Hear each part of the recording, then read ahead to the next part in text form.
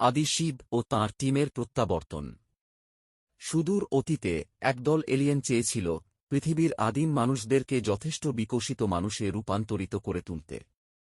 তাদের উন্নত বিজ্ঞান ও প্রযুক্তি ও জেনেটিক ইঞ্জিনিয়ারিংয়ের মাধ্যমে তারা সেই কাজ শুরু করেছিল এবং তারপর তারা এখন তাদের নিজেদের জগতে ফিরে গিয়েছিল। এটা ছিল আদি শিবের টিম। এখনকার উন্নত মানুষের স্রষ্টা হল তারাই।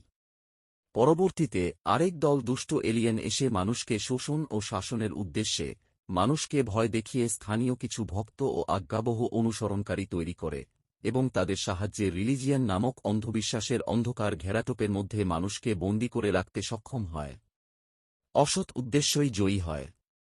যেসব এলিয়েনরা মানুষকে ভয় দেখিয়ে তাদের ভক্ত ও অনুসরণকারী তৈরি করেছিল তারা পরে দেবতা নামে পরিচিত হয়েছে। দূর থেকে এয়াবৎ যা কিছু ঘটেছে সবকিছুই পর্যবেক্ষণ করে চলেছে প্রথমে আসা আদি শিবের টিম, সেই এলিয়েনদের দল। ওরা মানুষকে শিবের মতো জ্ঞানী ও শক্তিশালী তৈরি করে তুলতে চেয়েছিল, কিন্তু দুর্ভাগ্যবশত মানুষ অজ্ঞ মূর্খ অন্ধবিশ্বাসী তৈরি হয়ে গেছে। দূরে থাকলেও এটা তারা বেশ ভালোই উপলব্ধি করতে পেরেছে। এবার তাদের খেলা শুরু হতে চলেছে। তারা সবকিছু ধ্বংস করে দিয়ে আবার নতুন করে সৃষ্টি করবে। এই এলিয়েনরা হল আদি শিবের টিম। এখানে উল্লেখযোগ্য যে বহির্জগতের সেই আদি শিব কিন্তু পৌরাণিক কাহিনীর শিব নন।